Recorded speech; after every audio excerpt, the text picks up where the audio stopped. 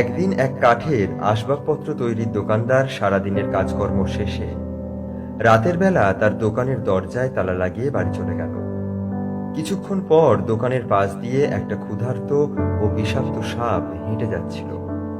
দোকানের দরজায় ছোট্ট একটা ফুটো দেখতে পেয়ে সে মনে মনে ভাবল, এই ফুটো দিয়ে ঢুকে দোকানের ভেতর একটু ঘুরে আসা যাক, কারণ এই সমস্ত বড় বড় কাঠের দোকানের ভেতর প্রচুর ইঁদুর থাকে।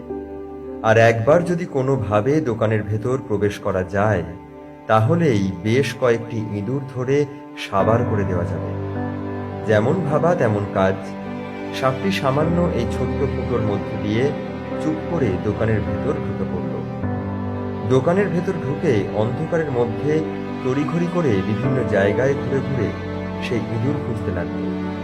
কিন্তু ছোটাছুটি করার সময় হঠাৎই দোকানদারের রেখে যাওয়া একটি ধারালো কুড়ালে ধাক্কা লেগে তার শরীরে সামান্য আঘাত লাগে। হঠাৎ কুড়ুলটির সাথে ধাক্কা লাগায় সাপটি ভীষণ রেগে গেল। রাগের মাথায় প্রতিশোধ পরায়ণ হয়ে সে সাথে সাথে ওই লোহার শক্ত কুড়ালে সজোরে কামড়ে দিল। এতে কুড়ালটির কিছুই হলো না, উল্টে লোহার শক্ত ধারালো কুড়ালে কামড় বসানোর ফলে রাগী সাপটারই মুখ থেকে রক্তক্ষরণ শুরু হলো। এবার মুখের ভেতর এত জোরে আঘাত পেয়ে সাপটা আরো বেশি রেগে গেল।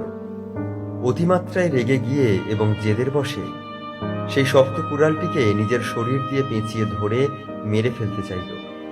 কিন্তু এই চূড়ান্ত বোকামির ফল হলো উল্টোটা।